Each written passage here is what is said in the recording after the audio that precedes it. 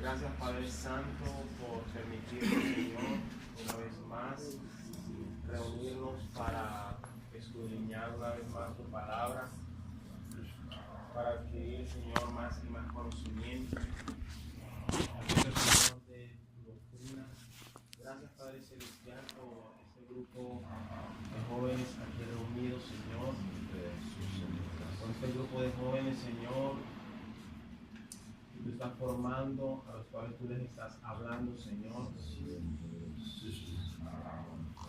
para llevar a cabo, Señor, el propósito tuyo en sus vidas.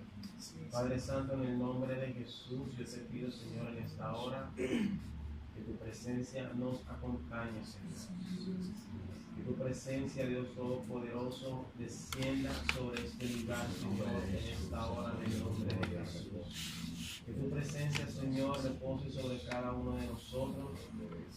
Tu presencia, Señor, ministra nuestras mentes y nuestros corazones en esta hora, en el nombre de Jesús.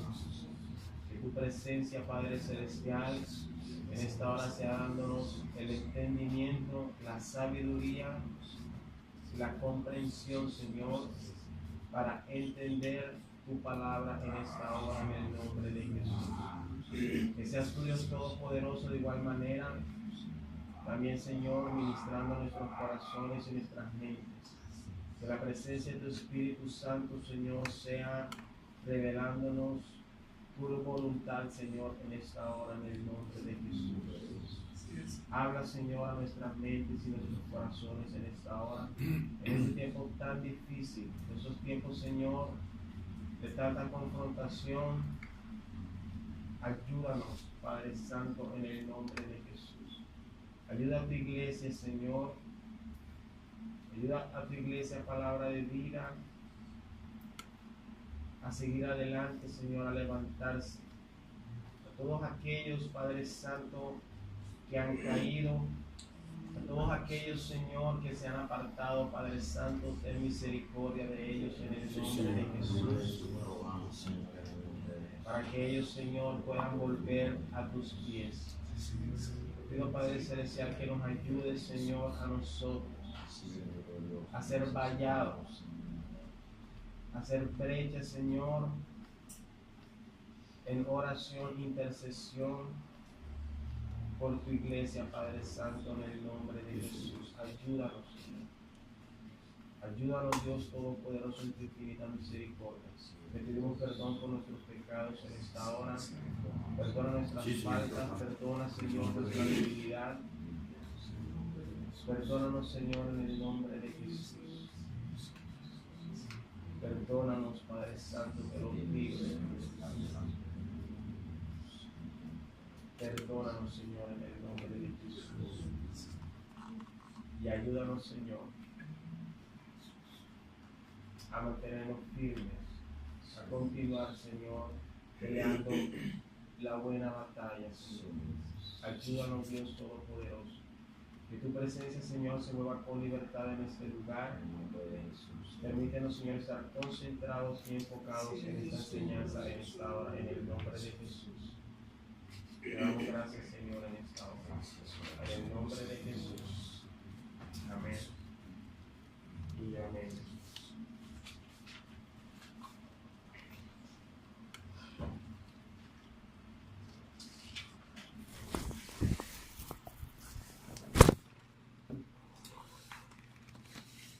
Bueno, antes de empezar, quiero hacer una pequeña reflexión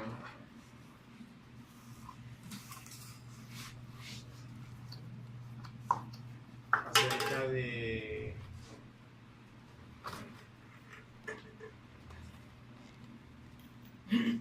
nosotros somos una iglesia que prestamos un servicio en el ministerio del Señor. Cada uno de los que están aquí, de alguna u otra manera, están sirviéndole al Señor.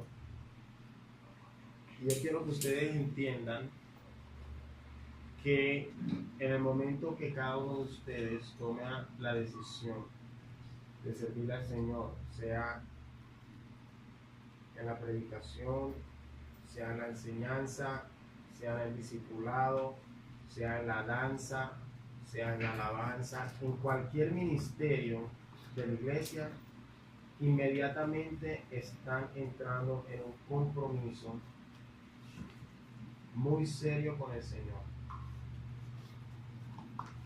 Pero muy, muy serio con el Señor. Y cada uno de nosotros vamos a rendir cuentas al Señor por eso. Y aparte de eso, vamos a rendirle cuentas aún al Señor aquí en la tierra de muchas de las cosas que nosotros hacemos mientras que estamos ministrando. Porque la palabra de Dios nos enseña a nosotros que nosotros no somos como las personas en el mundo. Vamos a poner ese ventilador en mínimo, por favor. Este está mínimo. Nosotros no somos como las personas en el mundo que también tienen responsabilidades, pero ellos no tienen que responder ante Dios directamente por las cosas que ellos hacen afuera. Pero nosotros sí. Y me da mucha tristeza ver cómo en la iglesia, y me refiero a palabra de vida, hay muchos que no le están sirviendo al Señor. Primero, no le están sirviendo de corazón, y segundo, no hay consagración. Yo quiero animarlos y motivarlos y hacer conscientes de que nosotros somos llamados a vivir una vida de santidad y de consagración al Señor. Muchas veces cuando me reúno con cada uno de ustedes en las diferentes actividades que nosotros hacemos, me doy cuenta, de pronto yo soy a veces un poco recochero, de pronto a veces soy un poco folclórico en el momento de yo compartir con ustedes, pero para las cosas del Señor nosotros no podemos hacer así. Nosotros no podemos ser así. Yo necesito que ustedes entiendan, jóvenes, que el ministerio del Señor es algo muy serio. Desde cosas tan pequeñas como estamos en el culto y se acabó el culto y vemos que estaban orando por una persona y todo el mundo es gritando y riéndose. Cuando vemos que están orando por una persona, el templo no es ni para charlar, ni para reírse, no es para eso. El templo del Señor primeramente es para el servicio del Señor y para la oración. Hay cosas que no se supone que yo las tenga que decir, hay cosas que tienen que nacer del corazón de cada uno de ustedes. Y simplemente arranca, hay una enseñanza en la Biblia, no sé si todos la conocen, acerca de los 10 leprosos. ¿Quiénes la conocen? No. Los 10 leprosos. 10 leprosos se acercaron a Jesús y le dijeron que querían ser sanos. Jesús les dice: ¿ustedes quieren ser sanos? Bueno, vayan al templo y presenten la ofrenda que mandó Moisés. Dice la Biblia que cuando ellos iban al templo a presentar la ofrenda, ¿qué pasó? Fueron sanados. Los 10. Y solo uno de ellos, los 10 se dieron cuenta que fueron sanados. Y solo uno de ellos regresó a darle las gracias al Señor. Ahí nadie puede decir que esos hombres fueron tocados por el Señor. Jesús estuvo asombrado de que solo uno de corazón se regresó a darle las gracias. Eso ahí no tiene nada que ver que el Espíritu Santo los tocó. No. Ahí el Señor esperó que fuera la iniciativa de cada uno de ellos. El Señor esperó a ver cuál iba a ser la reacción de ellos. Ahí el Señor no esperó la obra del Espíritu Santo. No, porque hay unas cosas que el Espíritu Santo hace y hay otras cosas que son de nuestra propia voluntad. Los 10 fueron sanados y solamente uno de corazón volvió agradecido al Señor. Los otros 9 fueron a la iglesia.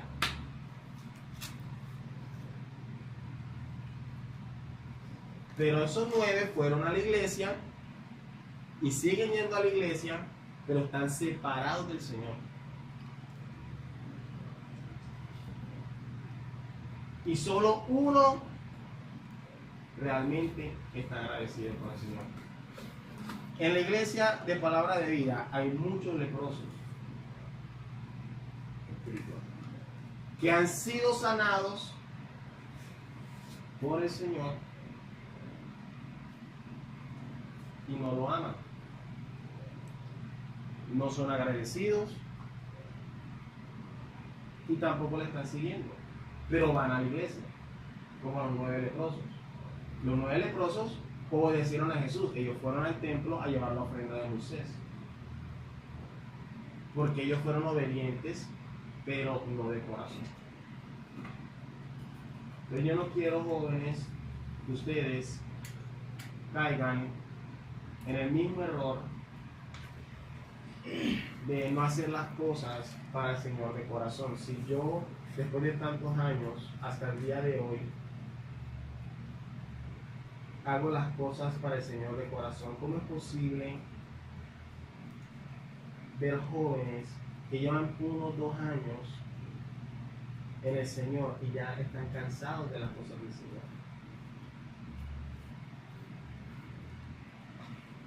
Eso es algo ridículo. Jóvenes que llevan unos cuantos meses en el Señor ya están cansados de las cosas del Señor.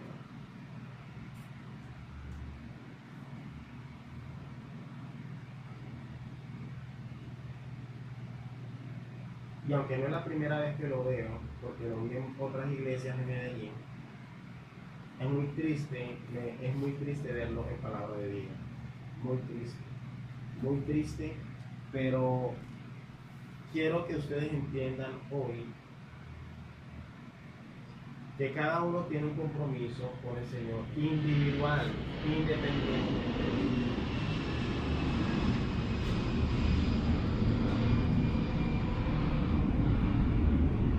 Que no podemos seguir esperando a que nos digan lo que tenemos que hacer.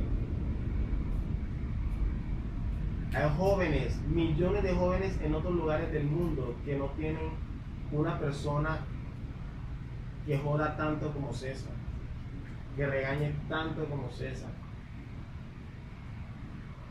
que saque de su tiempo para enseñarle la palabra como César. Hay jóvenes en muchos lugares del mundo que no tienen un liderazgo así. Les toca solos y son mucho más fieles que nosotros, mucho más firmes. Y no lo estoy diciendo porque los he escuchado, los conozco.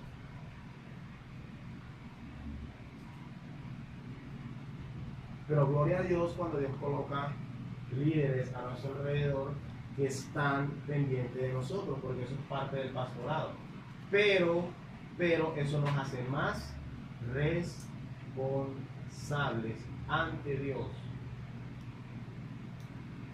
de ver que Dios nos da tantos instrumentos, tantos elementos para avanzar y nosotros no avanzamos. Que Dios coloca a nuestro alrededor toda la ayuda que Él tiene para nosotros y nosotros no avanzamos. La libertad que nosotros tenemos de leer la palabra, de estudiar la palabra, de orar, de crecer. Porque el estudio que nosotros vamos a ver hoy, que vamos a empezar hoy, tiene que ver mucho con eso, con la libertad que nosotros tenemos hoy y que otros cristianos no tenían antes. Y es muy triste ver una iglesia frágil, débil y sin poder.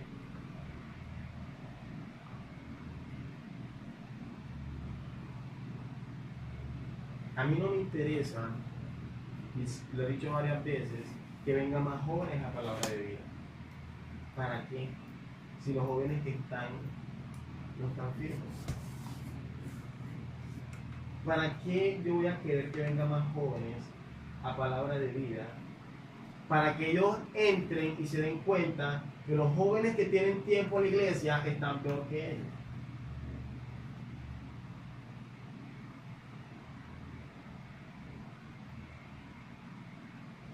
Yo por eso no quiero que vengan más jóvenes. Prefiero que los que están se afirmen, primeramente. Nos afirmemos.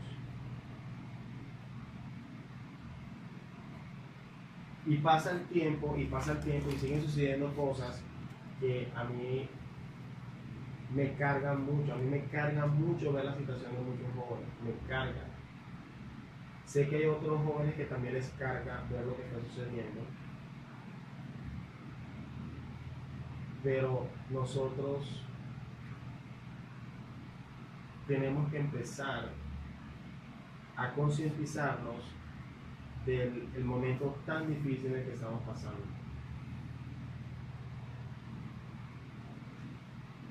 Tanto que si el día de hoy se apartó del Señor César. Digamos que César se apartó del Señor. El pastor de jóvenes, el líder, lo que todo el mundo diría. Se apartó César del Señor. Sí, sería un gran tropiezo. Y yo soy consciente que eso acarrearía una gran condenación sobre mí. Y grandes males en esta tierra sobre mí y sobre cualquiera de ustedes que hagan lo mismo. Pero si por X o Y motivos esa se aparta del Señor, eso no es excusa para ninguno de los que están aquí seguir el mismo camino. La iglesia de Dios no va a parar porque César no esté. La iglesia del Señor no va a parar porque Michael no esté. La obra del Señor no va a parar porque el pastor no esté, ni porque la pastora, ni porque nadie que se aparte el que se quiera apartar. Esos problemas de él y de ella. Pero nosotros, sí debemos estar conscientes que nosotros debemos orar por esa persona.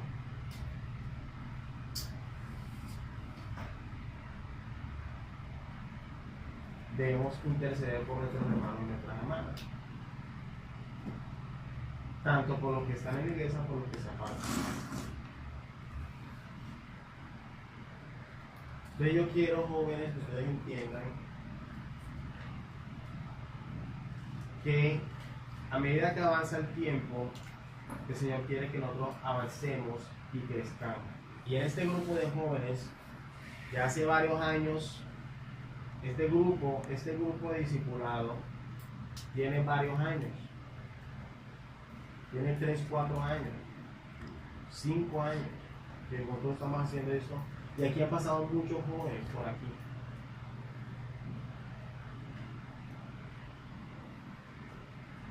Y que en los futuros años permanezcan los jóvenes que hoy están, a menos de que estén en otra ciudad. Pero no hay nada que a mí me haga más feliz es ver que cada uno de ustedes esté permaneciendo en el Señor, avanzando en el Señor, firmes en el Señor. Amén. Amén. Y quiero que entiendan que estamos pasando por un tiempo malo en palabra de vida, malo. Y necesitamos orar. Necesitamos orar.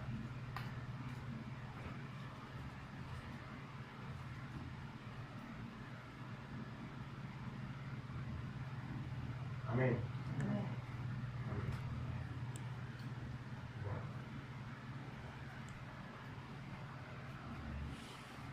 El estudio de hoy, para que anoten ahí, se llama la Reforma Protestante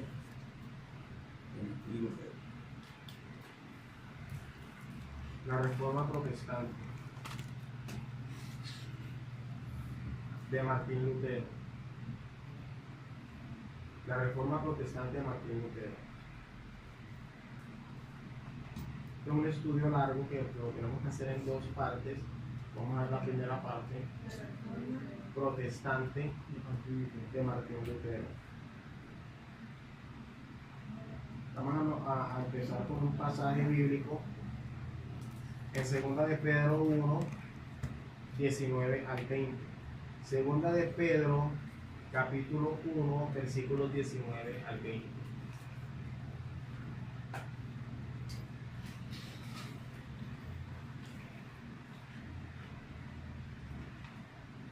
Segunda de Pedro, capítulo 1, versículos 19 al 20.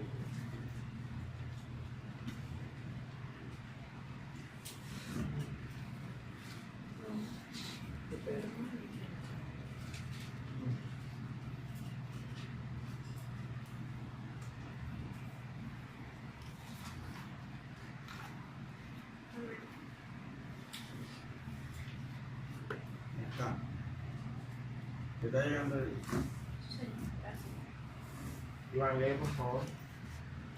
Tenemos también la palabra profética más segura, a la cual hacéis bien en estar atentos como una antorcha que alumbra en lugar oscuro, hasta que el día esclarezca y el lucero de la mañana salga en vuestros corazones. Entendiendo primero esto, que ninguna profecía de la Escritura es de interpretación privada. Correcto. Ahí. Tenemos la palabra profética más segura. ¿Cuál es esa? La Biblia. La Biblia. La Biblia es una palabra profética más segura. Por eso nosotros sabemos que estamos en la verdad. Porque nuestro fundamento es basado en ¿qué? En la Biblia. A la cual hacéis bien en estar atentos como una antorcha que alumbra un lugar oscuro hasta que el día esclarezca y el lucero de la mañana salga en vuestros corazones. Entendiendo primero esto, que ninguna profecía o ninguna enseñanza, ninguna verdad de la Escritura es de Interpretación privada. de interpretación privada. ¿Qué significa eso? Esto es algo muy profundo. Millones de entidades en el mundo y grupos sectarios en el mundo empezaron a hacer la interpretación bíblica de forma privada. ¿Cómo así? Solamente nosotros podemos interpretar la Biblia.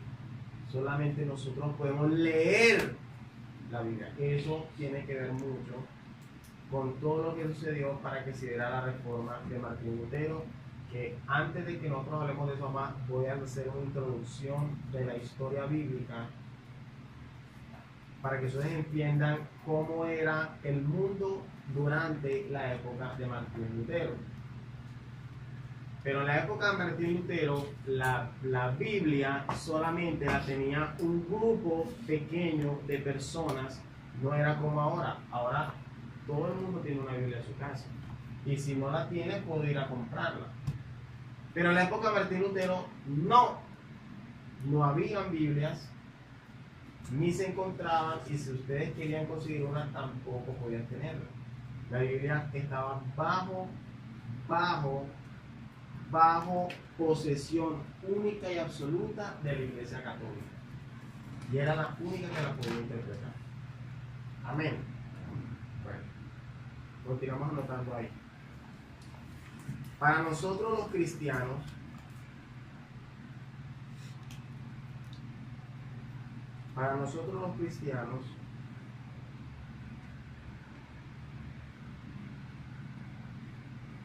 la reforma de Martín Lutero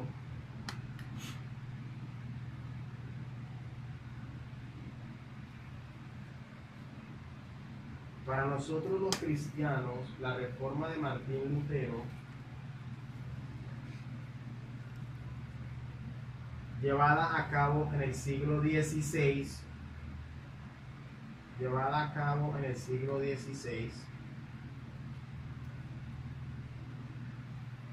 coma,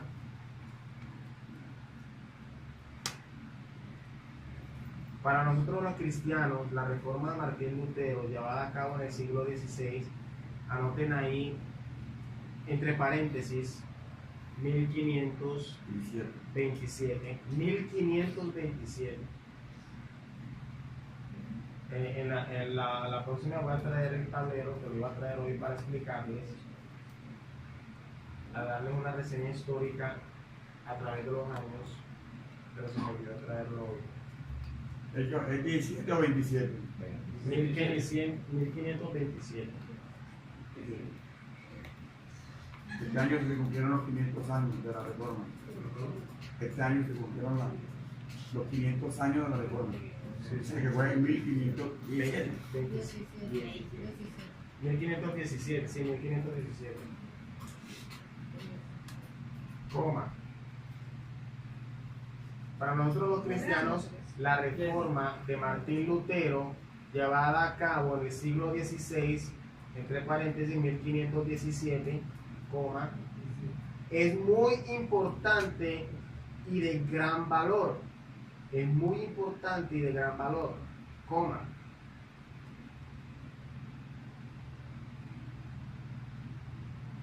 Es muy importante y de gran valor, coma, ya que significó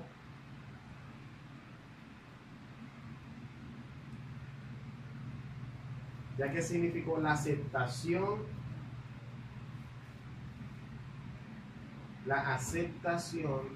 de una doctrina diferente, a la católica,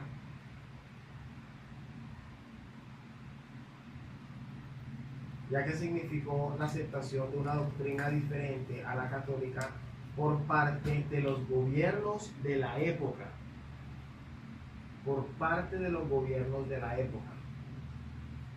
Punto seguido.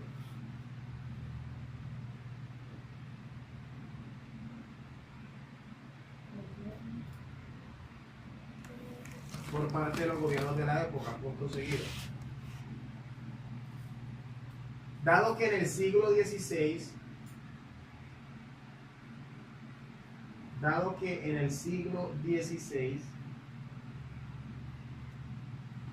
la Iglesia Católica era la autoridad religiosa absoluta. Dado que en el siglo XVI la Iglesia Católica era la autoridad religiosa absoluta en toda Europa.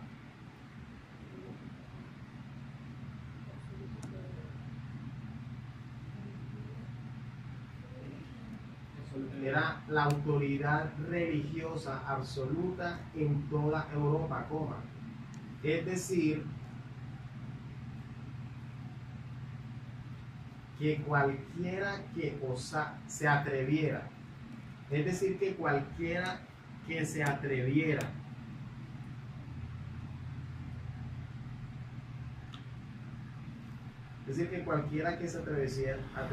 a contradecir las doctrinas,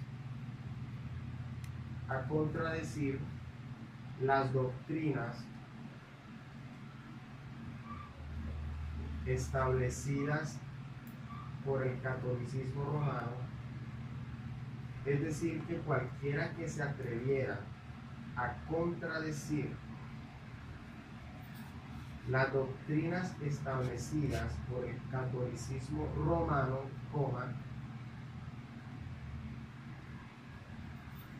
era condenado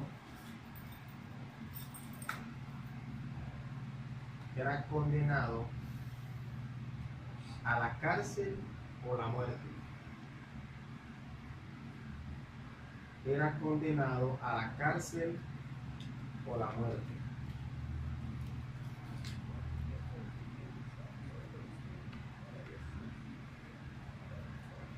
Paren ahí de escribir.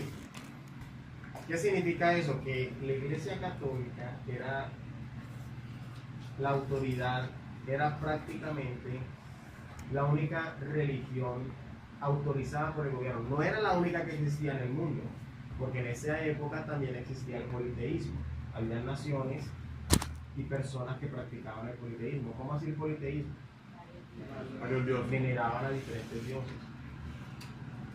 Pero el catolicismo era el único avalado por el gobierno, por los reyes en Europa.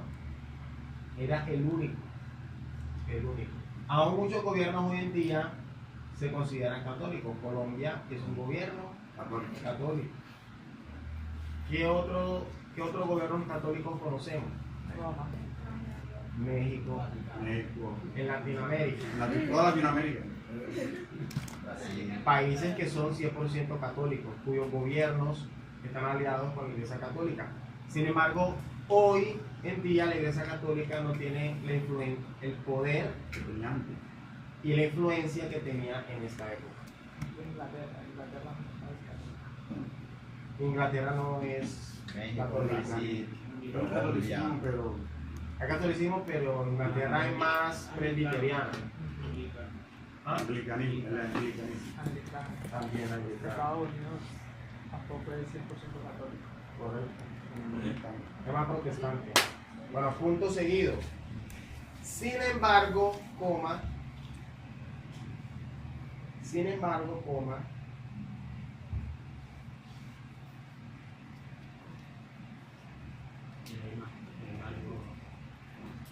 aunque la reforma,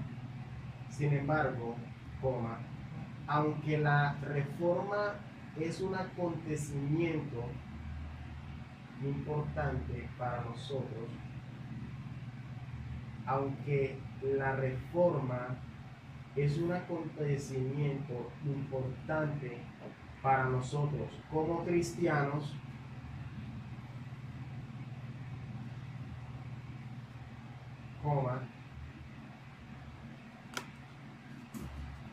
no nos consideramos luteranos.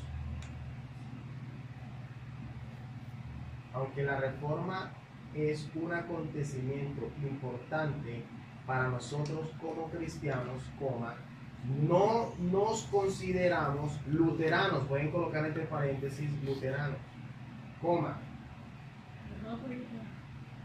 luteranos. Ya voy a explicar qué significa eso. Nosotros somos seguidores de Cristo. Nosotros somos seguidores de Cristo,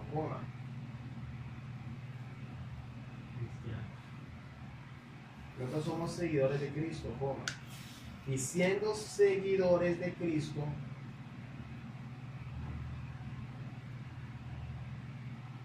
siendo seguidores de Cristo, reconocemos a aquellos grandes hombres.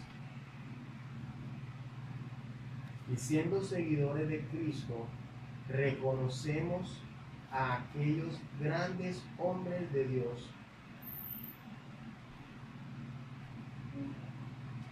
Y siendo seguidores de Cristo, reconocemos a aquellos grandes hombres de Dios que han existido a lo largo de la historia.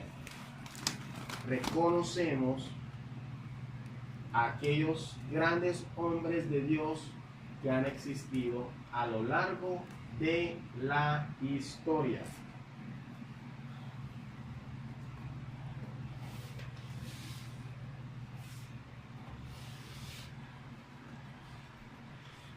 ¿Qué significa la palabra luterano? Correcto, son seguidores de Martín Lutero. Hay un problema con eso, y es que millones de personas, millones de jóvenes adultos se convirtieron en seguidores de Martín Lutero. Y se creó la doctrina luterana, la secta luterana. Pero esto es algo ridículo para nosotros los cristianos, porque la doctrina de Cristo como tal es una sola. La doctrina de Cristo es una sola. Por eso el apóstol Pablo en 1 Corintios, él reprendió a los corintios. ¿Por qué los reprendió?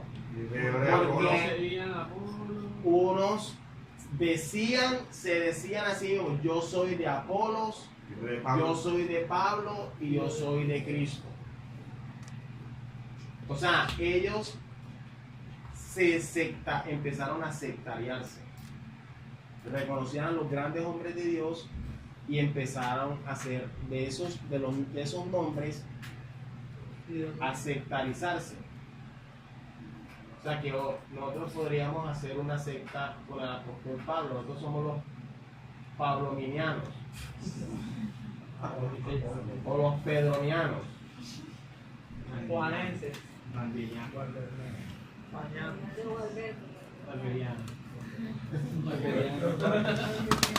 algo así, sería prácticamente algo así. Pero nosotros no somos, durante la reforma de Martín Lutero no fue el único que hizo parte de la reforma. Él la inició, pero hubieron también otros como Juan Calvino y otros. Pero nosotros no seguimos la corriente de estas personas, ni seguimos sus pensamientos, porque el pensamiento de ellos era el pensamiento de Cristo. Y nosotros tenemos el pensamiento de Cristo, la palabra.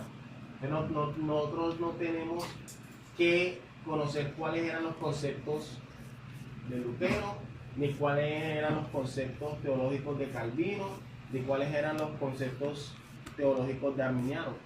Eso no es necesario. No nos sirven de nada. Porque el concepto teológico de Cristo es uno solo y nosotros lo tenemos completo.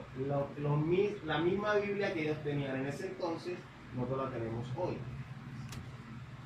Tal cual. Pero nosotros sí reconocemos a Martín Lutero, un reformador. Reconocemos a Martín Lutero como un hombre de Dios. Como un hombre de Dios. Lo reconocemos como un hombre de Dios. Y confrontó a un mega imperio. Ajá.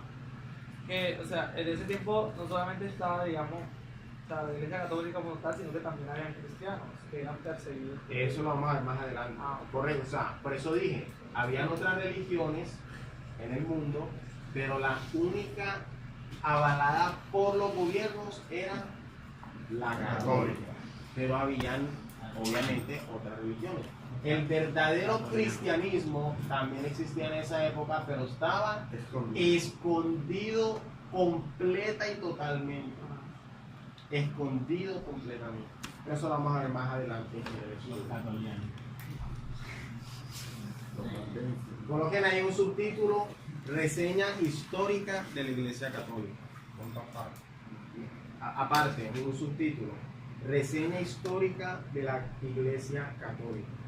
Tengo que hablarles, para que ustedes entiendan todo lo que pasó con la reforma de Lutero. Ustedes tienen que entender todo lo que antecede a la historia de la Iglesia Católica.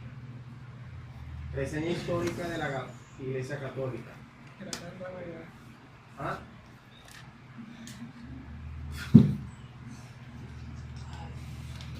Coloquen ahí número 1.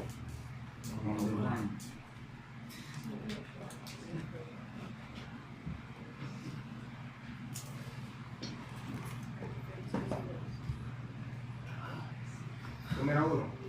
La Iglesia Católica es fundada en el año 313 después de Cristo.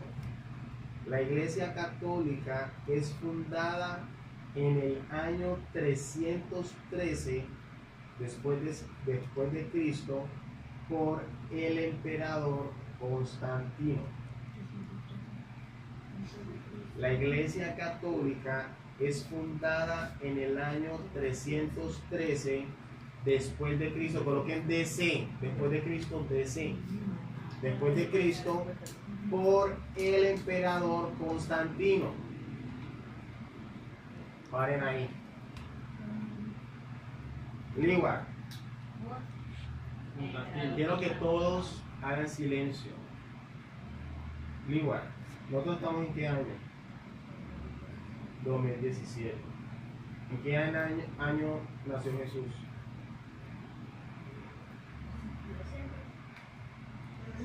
Te quemó.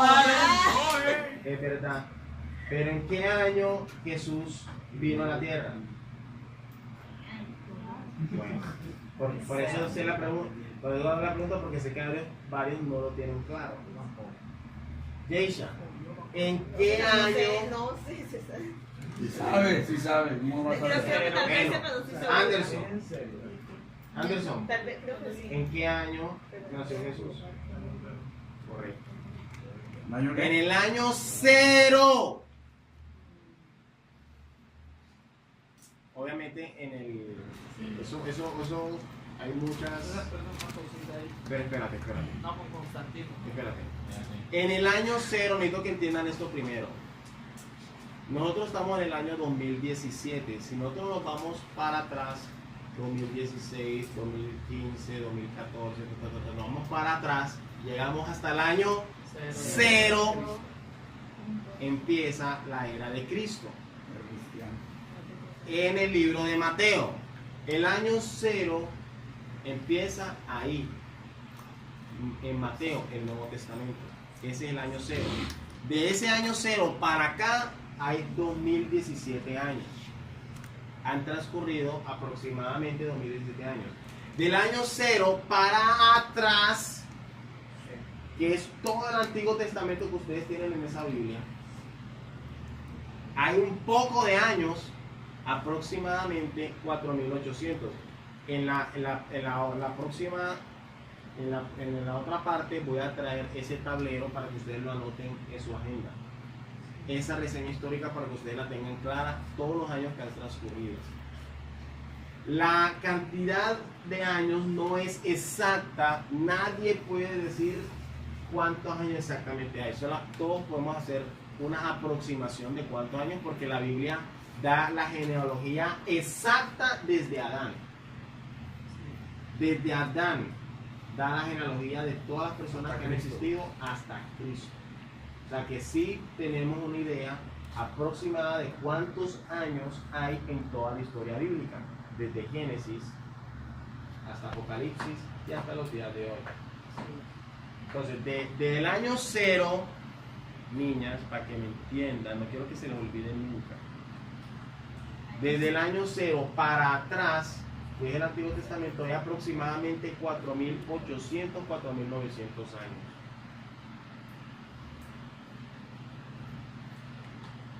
Entonces, año 0, quiero que todos se ubiquen en el año 0.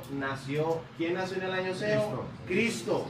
Cuando el año que nace Cristo, empieza un conteo de las décadas. Cuando Jesús cumple el primer año, ¿qué año es, María Ángel? Año 1. Año 1. Eso es lógico, Bri. Cuando Jesús tenía 33 años, ¿qué año era? El año 33. Bueno, ¿por qué es importante? ¿Por qué quiero que entiendan eso? Escuchen. ¿Por qué es importante que entiendan eso? Yo necesito que entiendan esto. Esto es demasiado importante. Amén, así es. ¿Por qué? Porque la Iglesia Católica dice que ellos existen antes que nosotros. antes que nosotros los cristianos. Entonces, si un católico viene y te dice a ti, mi amor, que ellos son primeros que nosotros, ¿tú qué les dices?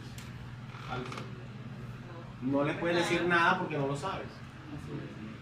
Bueno, por eso es este estudio. La Iglesia Católica vino a existir en el 300, ¿qué fue lo que conocemos? 313 después de Cristo. Imagínense, 300 años después. Quiero que entiendan eso claro y lo tengan claro para que cuando en la calle los aborden con eso, ustedes sepan, falso. La Iglesia Católica es nueva comparada con nosotros. La Iglesia Católica fue fundada por el emperador Constantino. O sea, lo que pasa es que, según, pues bueno, todavía que Constantino lo que hizo fue unificar, o sea, porque él era un sacerdote o obispo católico, ¿no? Emperador. Eso lo vamos a ver más Sí, adelante, pues. no te me adelantes. Ya No se te me adelantes, levantó calma. Cristian. No te me adelantes que voy. Vamos para La allá. pregunta era una pregunta, no era una pregunta. Una pregunta Hoy o es que no me has una dejado terminar, voy a una pregunta. Ajá. Uno que tengo entendido, él lo único que hizo es eso, que antes de Constantino había era pues el primer pues papa supuestamente le dice que fue que creó la... No, eso es falso, pero después. Hay un enredo con respecto a esto, pero eso lo vamos a tocar más adelante. Medita tu corazón, Cristian. Bueno, estamos en el emperador Constantino, punto seguido.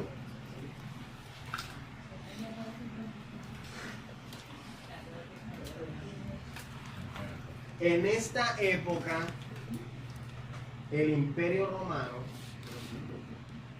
punto seguido. En esta época, el Imperio Romano dominaba y controlaba el mundo.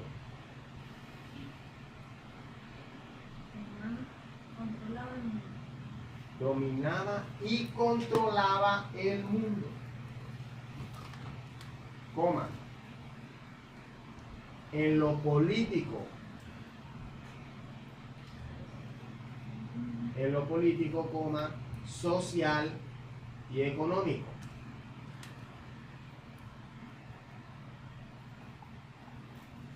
Punto ahí, les voy a explicar eso. Paren ahí. ¿Cómo así en lo político? La Iglesia Católica tenía mucha influencia en las personas que iban a gobernar. Ellos prácticamente que los escogían a quienes iban a gobernar. En lo social, ellos controlaban completamente al pueblo. Sus costumbres, todo. Todo, ellos les indicaban al pueblo las fiestas que podían celebrar y qué cosas no podían celebrar. En lo económico, ellos también le imponían impuestos al pueblo. De eso vamos a hablar también más adelante y con mayor profundidad. Por eso les mencioné que ellos influenciaban, tener un poder en lo político, social y económico. Punto seguido.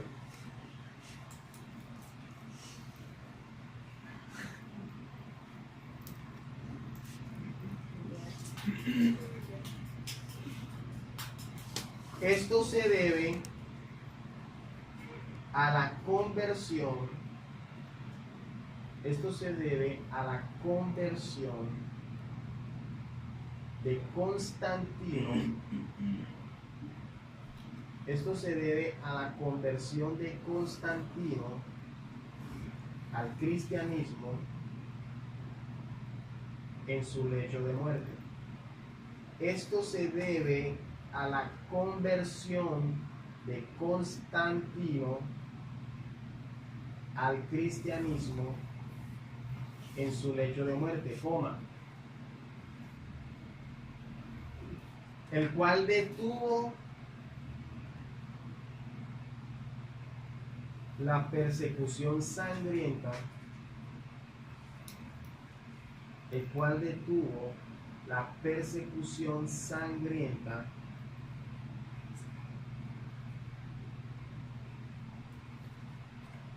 del Imperio Romano,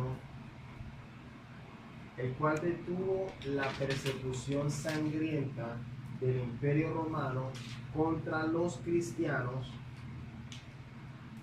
La persecución sangrienta. del Imperio Romano contra los cristianos desde la iglesia primitiva, el cual detuvo la persecución sangrienta del Imperio Romano contra los cristianos desde la iglesia primitiva. Hechos capítulo 8, versículo 1.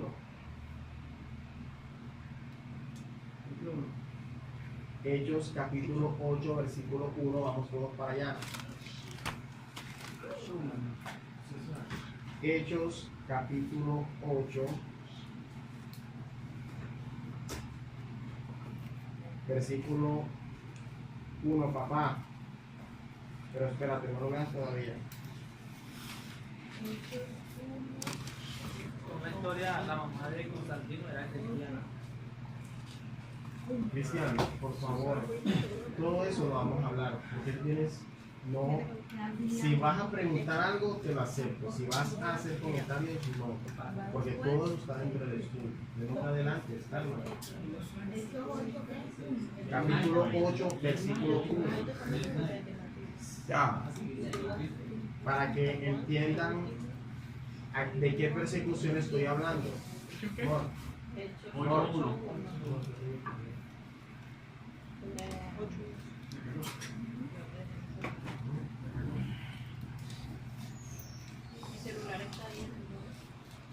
Hechos 8, 1.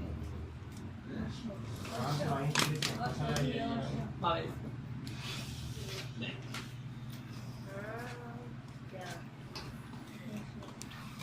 Hechos capítulo 8, versículo 1, papá.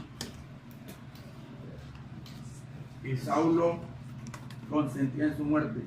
En aquel día hubo una gran persecución contra la iglesia que estaba en Jerusalén, y todos fueron esparcidos por las tierras de Judea y de Samaria, salvo los apóstoles. 2. No más ahí, solamente Hechos capítulo 8, versículo 1. La persecución empezó obviamente en Jerusalén, donde se fundó, donde Jesús anduvo y caminó. Jesús no salió de Israel, Jesús solamente predicó en Israel. Nunca salió de Israel, jamás, porque la misión de Jesús ni siquiera le predicó a una persona extranjera. No era la misión de él. La Biblia dice, ¿cómo? Galilea de Israel, una región de Jerusalén. La Biblia dice que Jesús, la misión de Jesús era predicarle a Los judíos.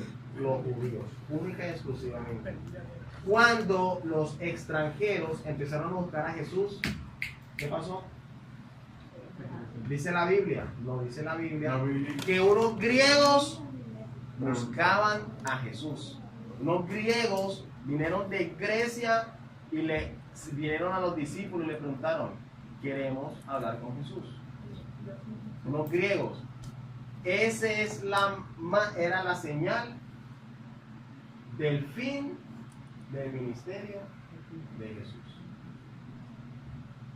Jesús no habló con ellos porque él ahí mismo dice, él ahí mismo explica que en ese momento iba a empezar su camino hacia la cruz. ¿Cómo te lo activaste? Una pregunta. Ajá. Samaria era de Israel. Samaria es de Israel. Samaria es, Estaba dividido. el problema es que para entender cuál es el problema de Samaria hay que ir a la época de Babilonia. Los samaritanos no eran reconocidos judíos, era porque en la época de los asirios, se mezclaron. Asiria, un poco de asirios trajeron para nacer y se mezclaron con los judíos. Entonces los judíos de las otras regiones empezaron a despreciar a los samaritanos. Sí, Por eso, bueno, pero los colombianos. Samaria es de Israel, por eso Jesús le predicó a la samaritana. El Mar Rojo. No, Mar Rojo no, Mar Rojo está en Europa. ¿Cierto, papá? No, mi hijo. Mar Rojo, Mar Caspio. No, está en Asia, está en el Mar Rojo está en Asia. El Mar Rojo separa a Asia de África. Correcto. Ahora que tengo que estudiar sociales. Casi todo lo cuentan. Repasar. Pero el Mar de Galilea, Venezuela, el mar de todo eso. Bueno, el río Jordán.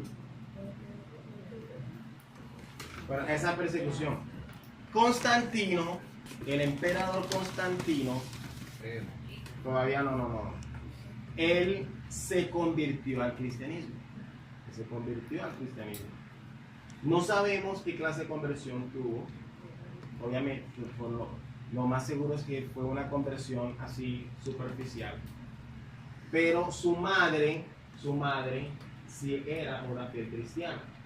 La madre de Constantino empezó a compartirle a su hijo la palabra, ya siendo emperador. Pero él nunca se convirtió. Él era simpatizante del cristianismo que la mamá le predicaba, pero él nunca se convirtió. Él se convirtió fue en su lecho de muerte. O sea, el mismo día que él iba a morir, él se hizo bautizar.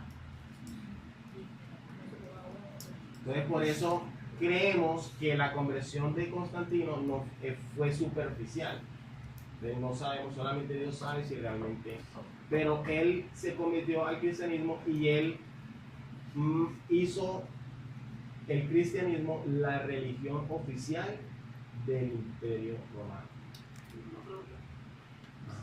O sea, tú dijiste que en el lecho de muerte, en el día que se iba a morir. O sea, Sí, ¿cómo él su lecho hizo? de muerte. ¿Cómo él paró las persecuciones en el mismo día? O... Antes. O sea, antes, como un año antes del morir, fue que él paró todas las persecuciones. El problema, eso trajo obviamente ventajas, pero trajo otras desventajas que vamos a mencionar más adelante. No, él no sabía que ese día iba a morir, pero él estaba enfermo, demasiado enfermo. Y los doctores, como los emperadores solamente eran los emperadores y los de la clase alta eran los que tenían acceso a doctores, atención de doctores. Entonces él sufrió una enfermedad que no tenía cura. Ese día él se bautizó. Él no se convirtió antes, y muchos historiadores creen que no se convirtió antes porque todos los emperadores tenían que matar. Todos los emperadores tenían que matar gente. Entonces él ya tenía conocimiento del cristianismo. Todos los emperadores mataban. Ellos eran soldados, todos los emperadores eran soldados. Ellos mataban gente. Para conquistar. No era que murió y él está diciendo que los hermanos se quedaron por No, ese es otro. Bueno, entonces, atención. Entonces, él se convirtió en su lecho de muerte. Punto seguido. Perdón, coma. Voy a repetir la última parte. El cual detuvo la persecución sangrienta del Imperio Romano contra los cristianos desde la iglesia primitiva. Hechos 8:1,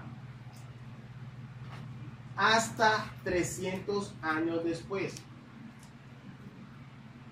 Ahí sí, punto seguido. Hasta 300 años después. Acuérdense que la persecución a los cristianos empieza desde la época de Jesús. Hasta 300 años después, cuando se funda la Iglesia Católica. Jesús estaba mientras el Imperio Romano tenía cautivo a Israel, ¿verdad? Correcto. Punto seguido. Sin embargo,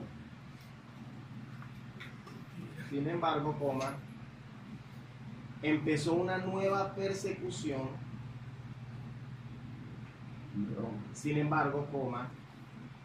Empezó una nueva persecución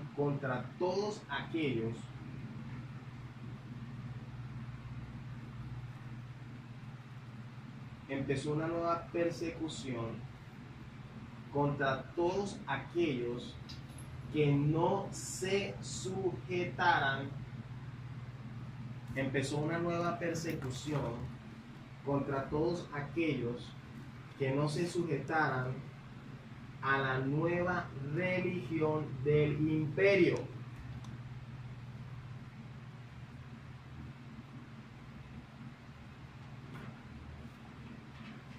Empezó una nueva persecución contra todos aquellos que no se sujetaran a la nueva religión del imperio, coma.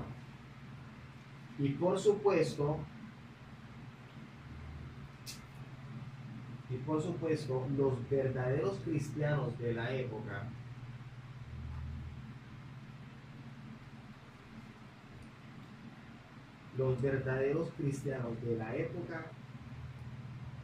no se sujetaron al cristianismo de Constantino.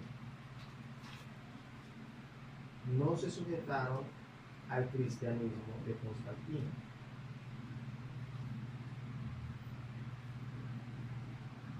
Segunda de Juan, capítulo 1. Segunda de Juan, capítulo 1, versículos del 10 al 11. Segunda de Juan, capítulo 1, 10 y 11.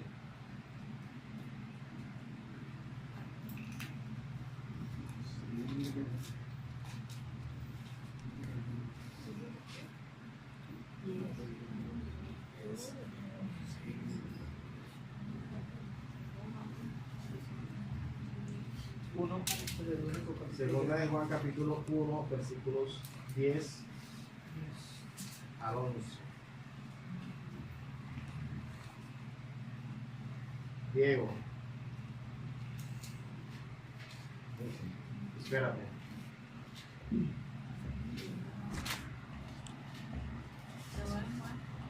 Segunda de Juan, Capítulo 1, del 10 al 11.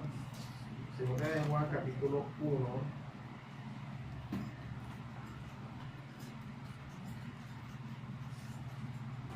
Diez y 11. Diego. Si alguno viene a vosotros y no trae esta doctrina, no lo recibáis en casa, ni le digáis bienvenido. Porque el que le dice bienvenido participa en sus malas obras. Correcto. ¿Por qué los cristianos, verdaderos cristianos, no se sujetaron al cristianismo de Constantino? Porque el cristianismo de Constantino era una mezcla de muchas religiones, entre las que estaba el cristianismo, utilizando los nombres del cristianismo. Entonces, los cristianos de la época ahí mismo identificaron y se dieron cuenta que eso era una trampa, era una mentira, era una herejía. Por eso ellos no se sometieron. Y continuó la persecución. De otra manera, pero continuó. ¿Me puede explicar este pasaje? Lo acabamos de leer. ¿Cuál? Lo de... ¿Cuál? Lee el versículo, ¿cuál? Si alguno viene a vosotros y nos trae esta doctrina, no lo trae en casa, que Correcto. Lo que pasa es que si yo leo eso y no tengo conocimiento, puedo decir que si viene alguien católico que me puede echar. Si nos trae esta doctrina, si trae esta doctrina, o sea, no te pongas a generalizar ni te vayas al extremo, porque si fuera así, no dejaríamos entrar a ninguna persona a nuestra casa. O sea, no vayas al extremo. Si viene un católico y viene predicando la doctrina de los santos, obviamente eso es diferente. Pero yo tengo muchos amigos míos que entran a mi casa y son católicos y ni siquiera hablamos de esos temas. ¿Me hago entender? Por ejemplo, los testigos de Jehová. Yo las veces que yo he hablado con los testigos de Jehová que han llegado a la casa donde yo estoy, yo los atiendo siempre afuera. Y una vez, recuerdo que con Anderson estuvimos en la casa de ellos, en la casa de Anderson, una vez estuvimos con ellos, confrontando a una de ellas. Pero obviamente estábamos Anderson y mi persona. No le recomiendo eso a que ninguno de los que están aquí hagan eso, a menos que sea dirigido por el Espíritu Santo. Pero cada uno de ustedes debe estar plenamente preparado para confrontar a una persona de estas. Porque es imposible que uno los vigile. Ya por eso ustedes conocen la verdad. Y cuando Constantino se volvió Ajá. cuando él murió, todos esos católicos se volvieron también a cristianos. Ahora, eso viene a continuación. Está bien. Está bien, estás conectado. Son mejor que Cristian. Sí. Así es. Estoy de acuerdo. Bueno, segundo, esa fue la primera parte. Segundo.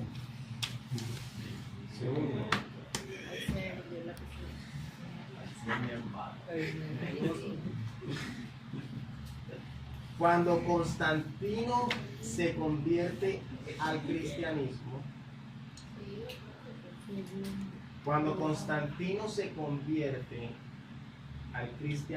coloquen entre paréntesis, por la predicación de su madre,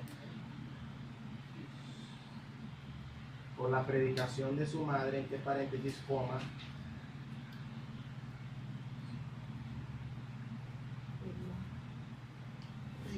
por la predicación de su madre, coma, establece al cristianismo como la religión oficial del imperio.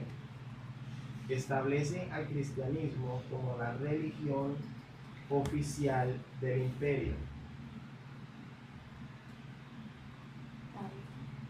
Establece al cristianismo como la religión oficial del imperio.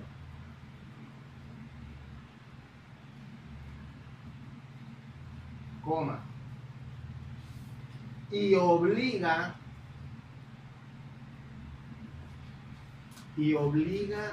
a todos los pueblos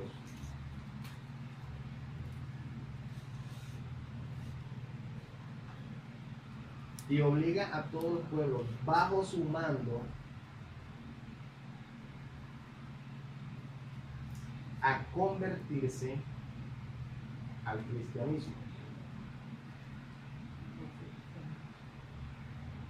Todos los pueblos bajo su mando a convertirse al cristianismo. Punto seguido ahí, paren ahí un momentito.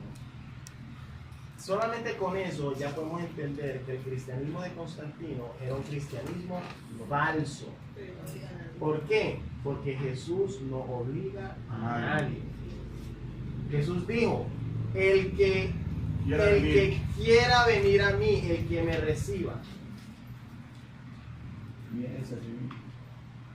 O sea, todo es decisión propia de la persona.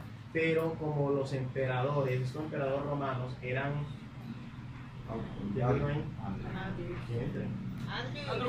Andrew, entra para adentro. ¿Cómo si dónde?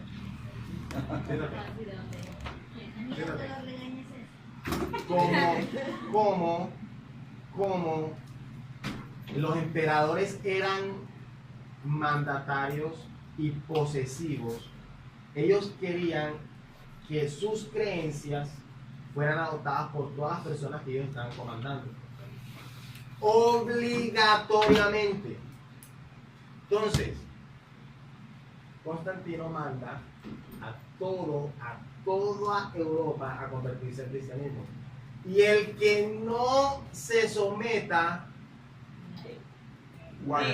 debe. Ese era el cristianismo de Constantino.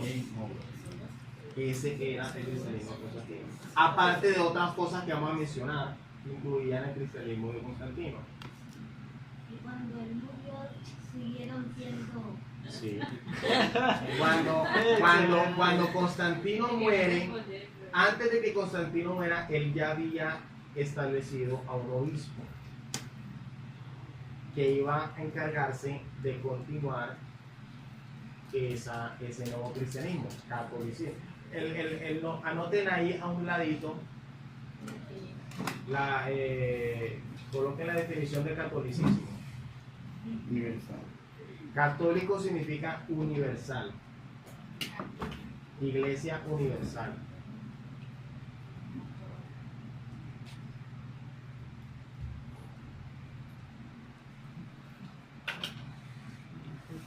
Punto seguido. Punto seguido. Es importante mencionar que Constantino y el pueblo romano, es importante mencionar que Constantino y el pueblo romano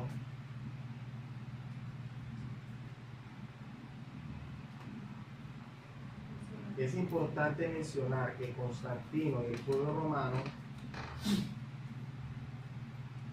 tenían costumbres paganas y politeístas.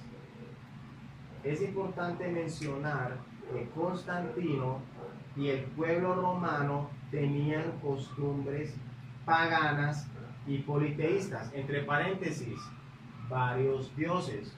Yo sé que politeísmo significa varios dioses. Cierre paréntesis, punto seguido. Es importante mencionar que Constantino y el pueblo romano tenían costumbres paganas y eran politeístas. Entre paréntesis, varios dioses, punto seguido. Por esta razón, el cristianismo proclamado por Constantino, por esta razón, el cristianismo proclamado por Constantino, el cristianismo proclamado por Constantino, se mezcló con las antiguas costumbres paganas de los romanos. Por esta razón, el cristianismo proclamado por Constantino se mezcló con las antiguas costumbres paganas de los romanos,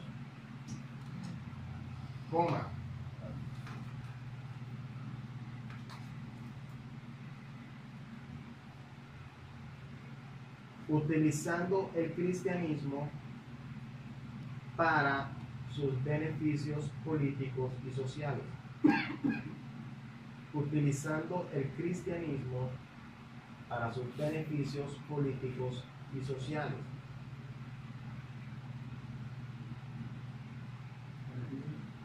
Beneficios políticos y sociales, punto seguido.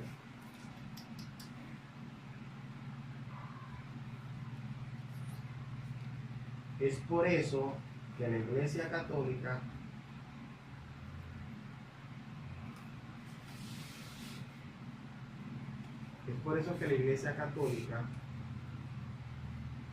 fundada por Constantino,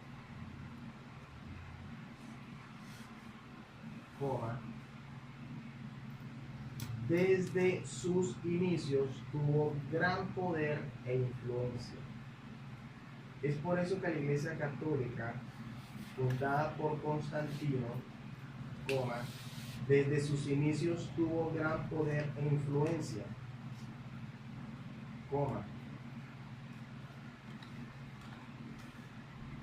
dado que fue un emperador quien la fundó.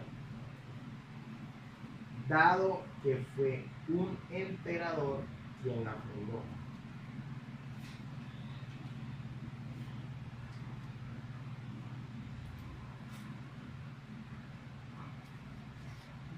Tres.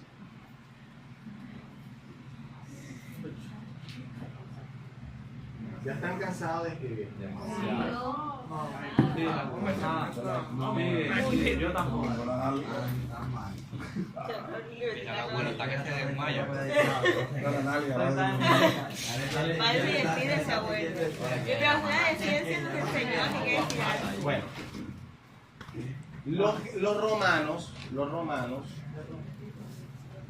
los romanos tenían varias creencias, para que ustedes sepan más o menos, antes de que Constantino se convirtiera al cristianismo. ¿En qué creían los romanos? Los romanos adoraban ¿a quién? Al sol. Adoraban al sol. ¿Cómo le llamaban al sol? Apolo. Al sol le llamaban Apolo. ¿A quién más adoraban? La luna.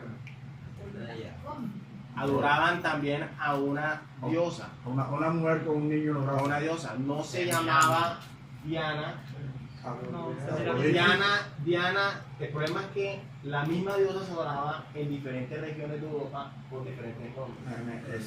Diana, Semiramis, Astarte, Astoret, Afrodita, la misma diosa. Pues es porque todos los imperios, cuando conquistaban un reino o algo así, adoptaban la religión que tenía esa ciudad o esa Pero eso era conquista. antes del Imperio Romano, porque cuando se establece el Imperio Romano, todas las naciones que el Imperio Romano dominaba tenían que convertirse a la religión del imperio. Pero Roma, O sea, que lo adoraba tú dices es la verdad, mayoría de pero cosas eso que ya se daba adoraban otros antes, países. correcto, porque la religión de los romanos realmente ellos la tomaron de otras civilizaciones anteriores a ellos. ¿Como quiénes? Los babilonios, los egipcios, los de la antigua Mesopotamia. Todos ellos eran civilizaciones mucho anteriores a los romanos. Ellos adoraban a todos los dioses que menciona la Biblia en el Antiguo Testamento, ellos los adoraban. Todos los Baales, con diferentes nombres, los adoraban. Y los reyes de la antigua Roma, Los emperadores, no habían reyes, emperadores. emperadores, también ellos mantenían adorando. ¿También ellos qué? Mantenían adorando a los dioses. Ellos también, eso era parte de la cultura romana. Ellos también adoraban a varios dioses. El mismo Constantino, antes de convertirse al cristianismo, él adoraba otras cosas. Pero cuando él se convierte al cristianismo, ahí es una mezcla. Ahí es una mezcla de cultura, pero quedan los nombres cristianos. Queda el nombre de Jesús, queda el nombre de José, queda el nombre de Dios el Padre, queda el nombre de María, etcétera, etcétera, etcétera. Ahora vamos a explicar eso. O sea, antes de Constantino, el Imperio Romano respetaba las costumbres de los pueblos que conquistaba. Recuerda que cuando conquistaron Israel, ellos dejaron que los judíos continuaran con su creencia. ¿Recuerda eso? Pero Después de Constantino sí obligaron. Eso solamente fue con el pueblo judío. Solamente fue con el pueblo judío, pero bueno. Vamos a parar. Sí, porque el que permitió eso fue Nabucodonosor, que prácticamente hacía eso, respetaba o apoyaba las adoraciones a los dioses. Correcto, las diferentes reinos que conquistaron a Israel tuvo privilegios con ellos, pero porque Dios estaba con ellos. Pero las otras naciones conquistadas no. O sea, Israel era un pueblo exclusivo o sea, ellos mantuvieron obviamente su religión, pero las otras naciones no tenían los mismos privilegios de Israel. Bueno, una vez fundada la Iglesia Católica, ya vamos a terminar por hoy. Una vez fundada la Iglesia Católica, digamos anotando ahí, es el tercero. Una vez fundada la Iglesia Católica,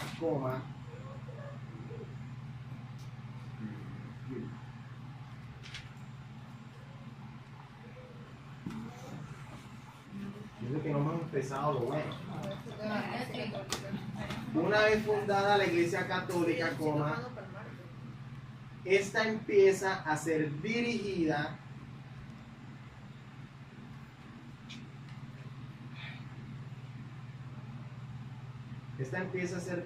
por un grupo de obispos y sacerdotes paganos después de la muerte de Constantino.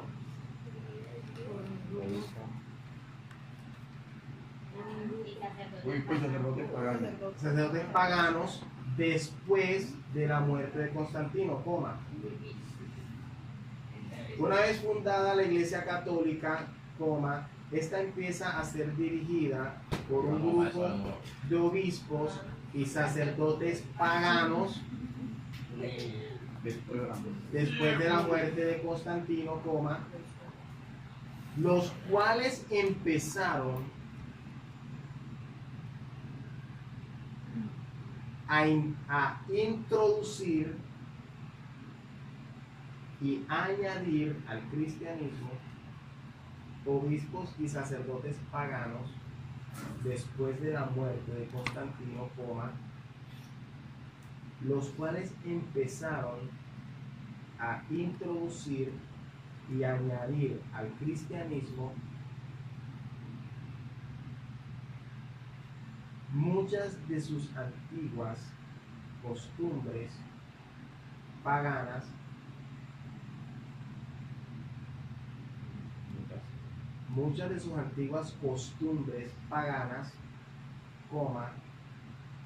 por medio de los famosos concilios universales. Muchas de sus antiguas costumbres paganas por medio de los famosos concilios universales. Punto ahí, paren ahí.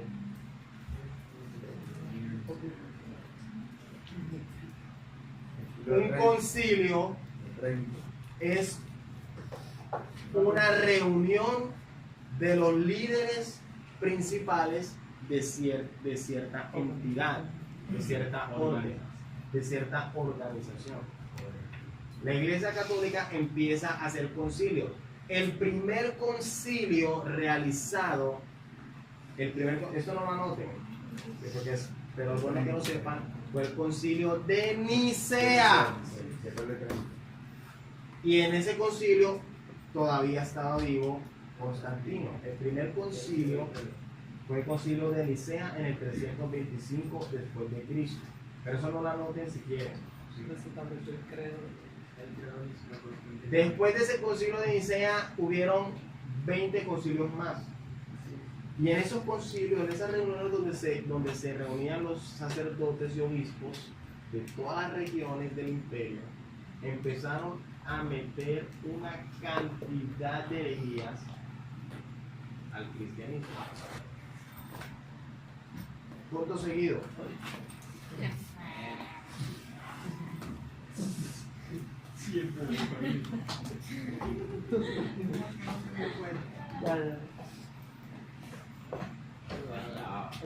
Ya vamos a terminar. El concilio de Nicea, Nicea con N mayúscula. Sí. O seguido, como quieran. El concilio de Nicea, Nicea. en el 325, Nicea, Nicea, por favor. ¿Qué hablaron de Nicea, en el 325 después de Cristo, o sea, DC, fue el primer concilio organizado por Constantino. El concilio de Nicea, en el 325, fue el primer concilio organizado por Constantino,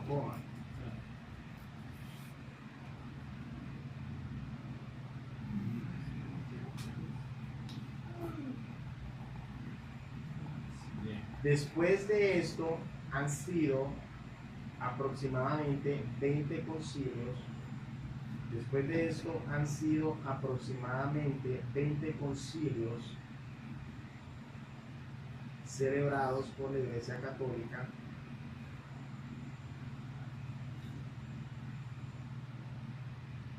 Después de esto han sido aproximadamente 20 concilios celebrados por la Iglesia Católica,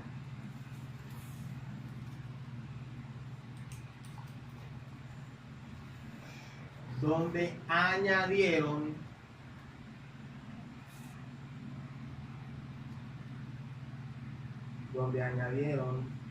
varios dogmas y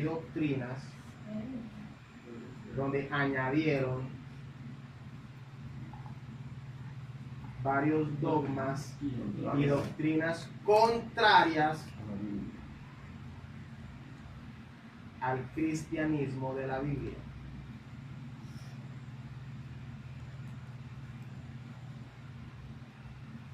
Añadieron varios dogmas y doctrinas contrarias al cristianismo de la Biblia. Apocalipsis 22, 18 al 19. Apocalipsis capítulo 22, versículos 18 al 19. Apocalipsis capítulo 22, versículos 18 al 19. No entiendo. En el 313 se creó por Constantino. Constantino estaba a punto de morir en el 313. No, o sea, ese fundó. No. Fue que se fundó en el 313. Pero yo no le di el año que murió Constantino. Ah, por ¿Y eso. dónde estaba porque como? sí, al 325. En el año que murió Constantino fue, no lo coloqué, yo no sé, yo no les eso lo pueden buscar en internet. En el 313 fundó la iglesia. Y cuando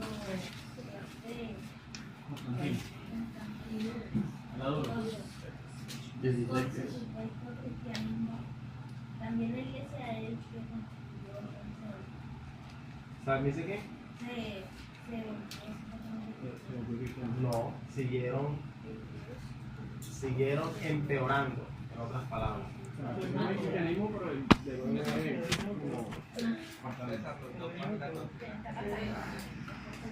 Las dogmas y doctrinas que mencionaste. Dogmas y doctrinas. ¿Puedes mencionar una? En el próximo estudio. Apocalipsis capítulo, o sea, como este estudio está en dos partes, hoy es la primera parte y ese día la segunda parte, vamos a empezar a ver esos dogmas y doctrinas, puedes estar presente para la próxima. Romy, Apocalipsis 22, 18 al 19. ¿Cuál es el problema? Estas personas arbitrariamente, por tener el poder absoluto del Imperio Romano, ellos empezaron a reunirse, ellos empezaron a reunirse y empezaron a manipular la doctrina cristiana. Empezaron a manipular, empezaron a manipular la doctrina cristiana, o sea, lo que ya estaba establecido en la Biblia, ellos lo empezaron a tomar y empezaron a cambiarlo. Le añadieron cosas que no estaban establecidas en la Biblia por Cristo, se las añadieron. ¿Qué dice la Biblia acerca de eso? Ron, Yo testifico a ya todas- todos están en Apocalipsis 22, 18 al 19. Yo testifico a todo aquel que oye las palabras de la profecía de este libro. Si alguno añadiere a estas cosas, Dios traerá sobre él las plagas que están escritas en este libro. Y si alguno quitare de las palabras del libro de esta profecía, Dios quitará su parte del libro de la vida y de la santa ciudad y de las cosas que están escritas en este libro. Con eso terminamos. Esa es lo terrible de lo que estos hombres empezaron a hacer. Bueno, ahí mismo en Apocalipsis está la condenación para los hombres. Entonces, estas personas, no solamente los católicos, muchas personas a lo largo de la historia se han encargado de tomar la Biblia que nosotros tenemos, añadirle cosas y quitarle. Imagínense, los testigos de Jehová quitaron cientos de versículos de la Biblia. Cientos de versículos se las quitaron. Otras sectas le añadieron cosas que no están en la Biblia. Nosotros tenemos, por eso es que nosotros tenemos la seguridad que nosotros estamos en la verdad, porque nosotros tenemos la misma Biblia de los católicos. Nosotros tenemos la misma Biblia. El problema es que la Biblia, si ustedes toman una Biblia católica, los libros apócrifos que hay no son de los católicos. Los libros apócrifos que hay ahí son libros judíos. Ojo, son apócrifos porque no entraron dentro del canon judío desde un principio. El canon judío que fue organizado por la Septuaginta. La Septuaginta fueron 72 judíos que se tomaron el trabajo de traducir toda la Biblia, Antiguo y Nuevo Testamento. 72 ancianos judíos, y solamente ellos lo podían hacer, no lo podía hacer un colombiano, no podía hacer eso. Pero por ejemplo, en el Tenían libro que de ser Tobías, 72 judíos. Entonces, la Biblia de los católicos, la de los católicos tiene como 5 libros que nosotros no tenemos. Pero los 5 libros, los macabeos, pero esos libros sí son judíos, son históricos, son de historia del pueblo judío que fueron reales. Los macabeos fueron una familia judía muy numerosa que fueron de los primeros que se rebelaron contra el Imperio Romano. pero también fueron desechados, o sea, porque Fueron desechados por eso, primero porque no hay inspiración divina, y segundo porque en la corroboración de los datos escritos, por ejemplo, Jesús decía, no, en tantos estadios. Entonces, cuando usted hacía la cuenta, en tantos estadios daba el lugar exacto que Jesús dijo, y existe. Pero en esos libros, ni los números, ni las cantidades, ni los lugares son exactos, sino que simplemente bueno, son eso, corroborados. uno no tiene que ser tan específico, pero los eventos mencionados ahí sí son reales. Sí sucedieron. Los eventos relatados en esos libros sí son reales. Pero los históricos. ¿Qué? Bueno, por eso.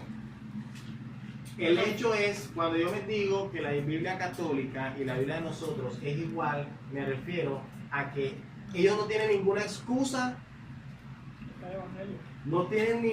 excusa, para no haber sido salvos. Porque ellos tienen la misma Biblia que nosotros tenemos. Esos 5 libros apócrifos no mencionan nada de la salvación. Ni de Cristo, eso. Ni de Cristo. O sea que no son un tropiezo para ellos. Están ahí. Pero ellos tienen los demás libros y no los leen. Tienen Mateo, tienen Marcos, Lucas, tienen los demás libros y por eso ellos están fritos. En la otra segunda parte vamos a empezar a ver varios, porque son muchos, son muchos dogmas y muchas doctrinas que ellos colocaron en esos concilios. No vamos a ver todos, vamos a ver los más básicos, que fueron los que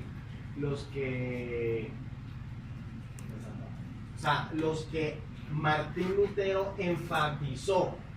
Fueron los dogmas los que Martín Lutero le impactaron. O sea, la situación que estaba en ese momento era necesario cortarla, Sí. y él dio con ese punto. Sí, esos dogmas que ya están establecidos, él dijo, hey, ¿cómo así? Pero eso no está en la Biblia. Por eso es importante esta reseña, esta introducción, para que ustedes entiendan, para que nosotros empezáramos el tema de Martín Lutero. La Biblia católica, ahí Vamos a orar. está el Salmo Los que se 100. puedan quedar, podemos ver la película. Ahora. ¿Quiénes han visto la película de Lutero aquí? Me quedó medio en la mitad, pero medio me la di. Entonces no la podemos Pero ver. en la mitad del nuevo. Vamos a Sí, vamos era a muy ver. grave. Innumerables veces no la Vamos a hemos decir. visto. Yo medio me la di. No. Hoy vamos a ver otra película, porque la película de Martín Lutero nos la vemos la próxima vez. Vamos a orar. Vamos a orar. Luis Andrei, vamos a orar. Yeisha. Ella.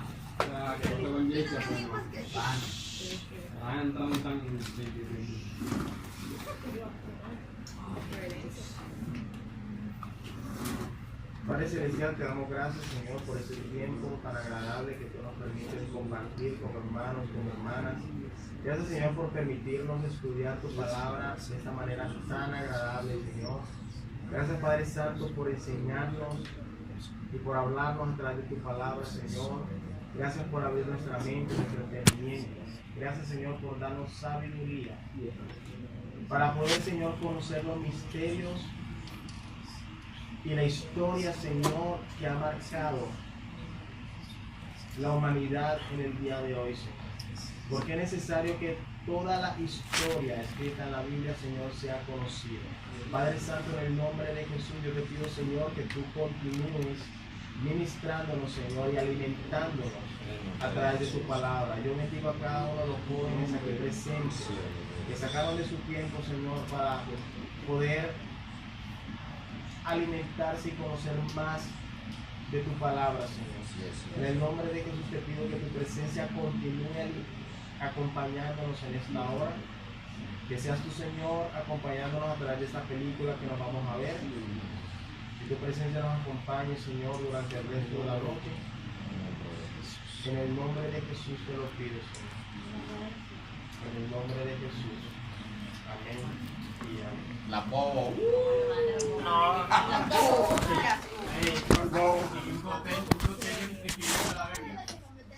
Ahí está Juan.